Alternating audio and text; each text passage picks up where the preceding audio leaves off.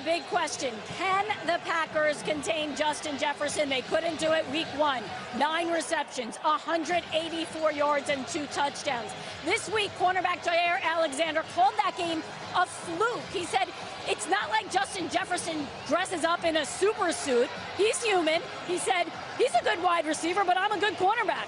Well, we know Alexander wants to go one-on-one with Jefferson today. We spoke with him. We'll see if that's the game plan and if it plays out, Jim. All right, Trace, Green Bay defers here. And eye on that, as Tracy reported, after all the jawing this week, Jaire and Justin. No targets here at the start of the game. And you'll see the double team up there. So you're going to put Alexander on him. I mean, what Jefferson has done to start his career, it's literally in Randy Moss territory only, and he's winning.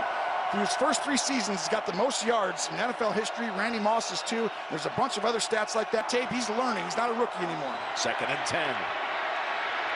Here we go up top, sideline, and incomplete. And that was Alexander who broke it up. Oh, he's got a little gritty right next to Jefferson. Take that, he says. You're not the only one who can do it.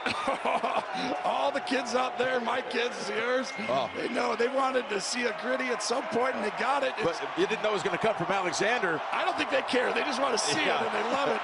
And this is a budding rivalry, and it's happening right before our eyes. Oh, yeah, take that. Take that. And by the way, go ahead and run that, and pause it right here.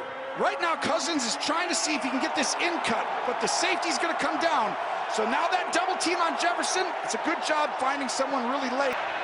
Battery might be running low. It's getting so much work. Here's 2nd and 6 and a deflection. I think this might have been intercepted. It actually gets tipped, but Alexander's doing an outstanding job, and nobody can guard Jefferson. Watch the left side of your screen. It's going to come right into view, and it's just a simple slant. And if that thing wasn't, that ball was going to be the back shoulder. Look at that jam. Nobody does that. I think he might have had that one. I think you're right. And that matchup has been something to watch. Oh, it has. And right now, Alexander's getting the best of him. Quick, jumps him real quick on the press. And then this was close. But the ball just barely hung in the air a little long.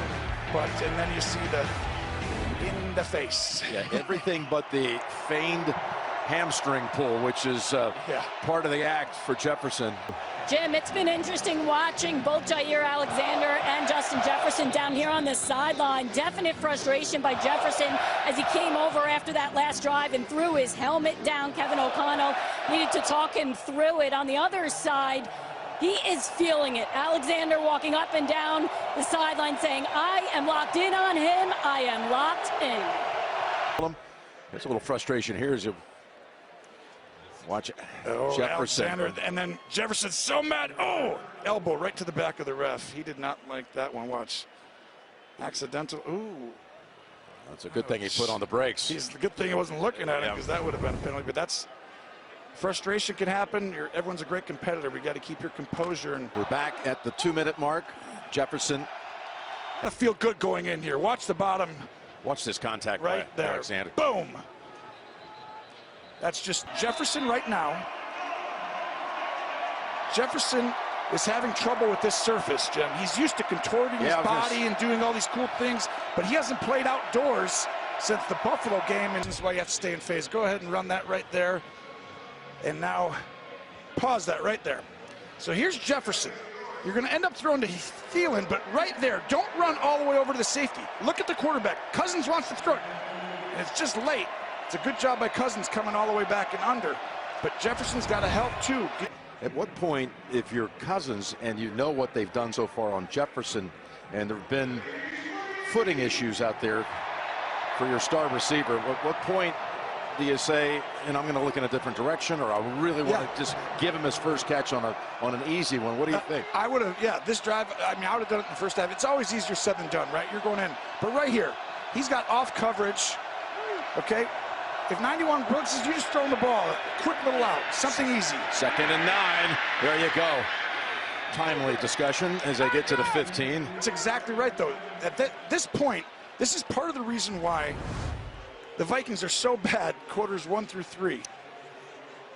They get like a good drive to start a game, and then they're just really poor all the way through the first 3 quarters. And then the fourth quarter happens, and now they're like #1 in point differential.